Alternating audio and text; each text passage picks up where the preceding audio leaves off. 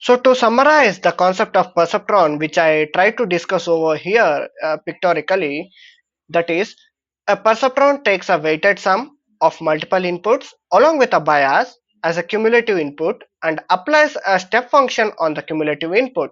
That is, it returns 1 if the input is positive, else -1.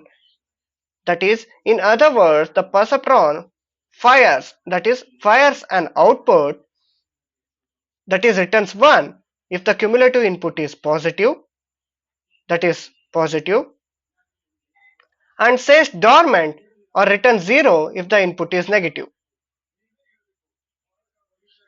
that is this state. So this is how we could able to summarize a perceptron and how it works functionally. So note that there are different ways to define this step function. So I have considered a step function defined in the following way. Though one can rather use 1 and -1 as well instead of 1 and 0. Okay, so I have considered the step function as this way, that is a firing, that is y equals to 1 if x or the cumulated sum is greater than 0, y equals to 0 if x is less than or equals to 0.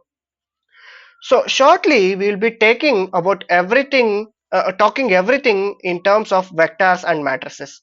So if we keep on representing in this way, it would be more messy and complicated to visualize it. So we are going to convert this input or the input which I have represented over here as a matrix or vectors. So as I mentioned way long before, the input to neural network could be in the form of matrix or a vector, right?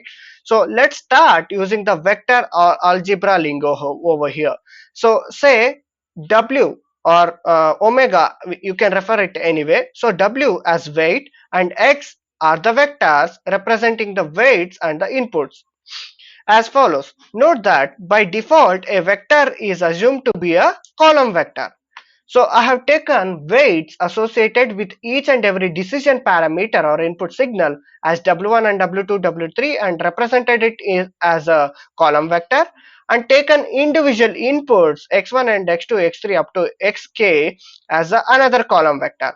So to represent this, x1 into w1 plus x2 into w2, the best way to do this would be taking a dot product of these two column vectors, right? That is, to achieve or to arrive at this final expression, we have to take a dot product of vector w and vector x. So that is how a final equation we will be looking at.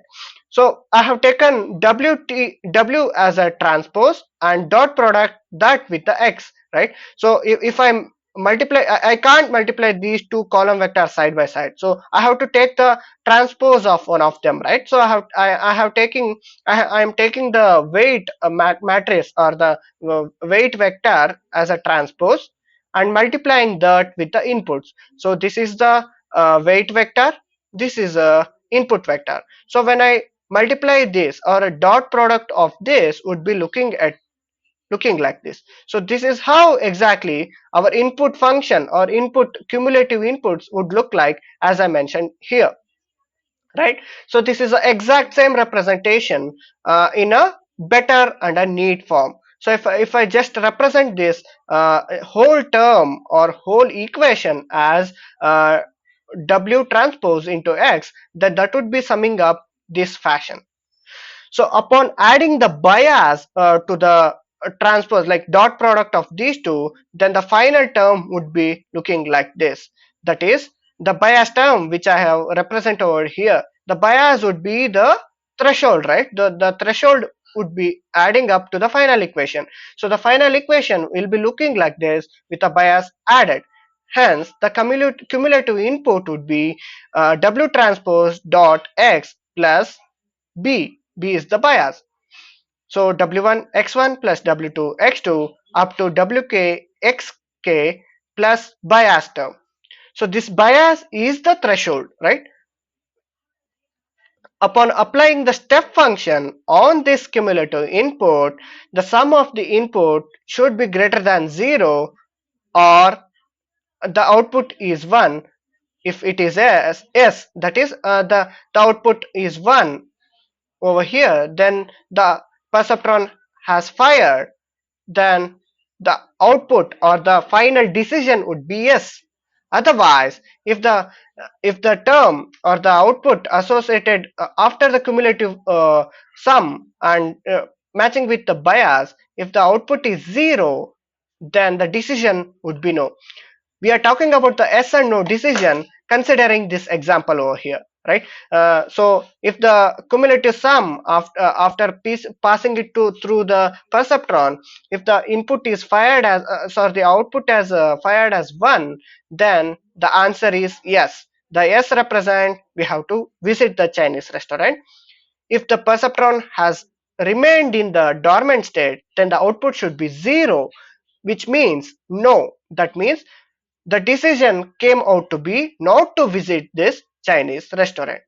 So this is a overall explanation of the basic analogy which we try to create at the beginning stage of a development of a neural network. So this is a ideal concept or a basic concept of perceptron when we start building a complex neural network in the upcoming sessions.